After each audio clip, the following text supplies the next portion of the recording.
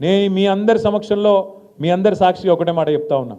ఇవాళ విర్రవీగుతున్న పోలీస్ అధికారులు, ఇవాళ ఎవరైతే రేవంత్ రెడ్డికి చెంచగాల లెక్క పనిచేస్తున్న అధికారులు ఉన్నారో ఒక్కొక్కరికి తప్పకుండా నేను చెప్తా ఉన్నా, 3 ఏళ్లలో మళ్ళా వస్తాం.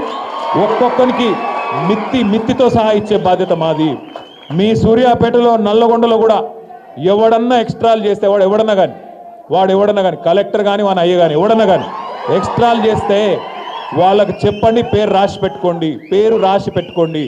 నేను పక్కా చెప్తున్నా 3 ఏళ్లలో మీ అందరి దయతో తెలంగాణ ప్రజల ఆశీర్వాదంతో తిరిగి కేసీఆర్ గారు ముఖ్యమంత్రి అవుతారు. బరాబర్ హిసాబ్ కితాబ్ చేస్తాం. ఇలా ఎగిరెగిరి పడుతున్న కాంగ్రెస్ నాయకులు, వాళ్ళకు తొత్తులుగా పనిచేస్తున్న కొంతమంది పోలీసులు తప్పకుండా మిత్తితో సహా ఇచ్చే బాధ్యత నాది అనే మాట నేను విజ్ఞప్తి చేస్తా ఉన్నా. ఎవన్ అయ్యకు భయపడేది లేదు. రేవంత్ రెడ్డి కాదు వాని తాత జేజమ్మ దిగొచ్చిన మళ్ళా కేసీఆర్ గారు ముఖ్యమంత్రి కావడాన్ని ఎవడూ అడ్డుకోలేడు. ఇది వాస్తవం.